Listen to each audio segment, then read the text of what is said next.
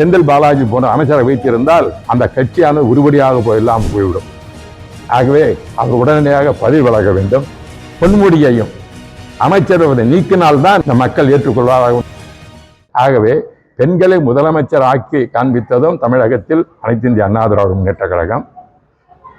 அதே போல பெண்களுக்கு 30% தருவது அனைத்து இந்திய அண்ணா திராவிடம். பெண்களை பாதுகாப்பு அனைத்து இந்திய அண்ணா திராவிடம். ஆனால் திராவிட முன்னேற்ற கழகத்திலே பெண்களுக்கு பாதுகாப்பு இல்லை. பெண்களை ஒரு முதலமைச்சர் ஆக்குவதற்கு தகுதிகள் இருந்தாலும் ஆக்காமல் தன்னுடைய குடும்பத்தையே அரசியலாக ஸ்டாலின் செய்து கொண்டிருப்பது மக்கள் உணர்வார்கள். ஆகவே தான் ஸ்டாலின் அவர்கள் இது போன்ற பொன்முடி போன்றவர்களும் செந்தில் பாலாஜி போன்ற அமைச்சரை வைத்திருந்தால் அந்த கட்சியானது உருப்படியாக இல்லாமல் போய்விடும்.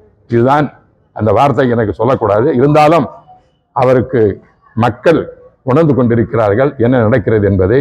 ஆகவே பொன்முடியினுடைய பேச்சு மிகவும் கண்டிக்கத்தக்கது. ஆகவே அவர் உடனடியாக பதவி விலக வேண்டும். செந்தில் பாலாஜியும் பதவி விலக வேண்டும். அதை செய்வதற்கு தமிழக முதலமைச்சர் வர வேண்டும். அவர் கையிலே அந்த அதிகாரம் இருக்கிறது.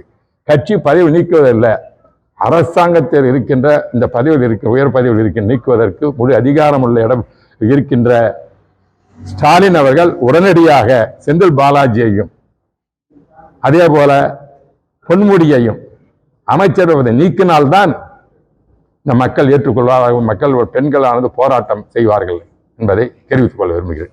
இதுபோன்ற செய்திகளை மேலும் தெரிந்து கொள்ள எங்களது யூடியூப், ஃபேஸ்புக் மற்றும் ட்விட்டர் ஆப்களை சப்ஸ்கிரைப் செய்யவும்.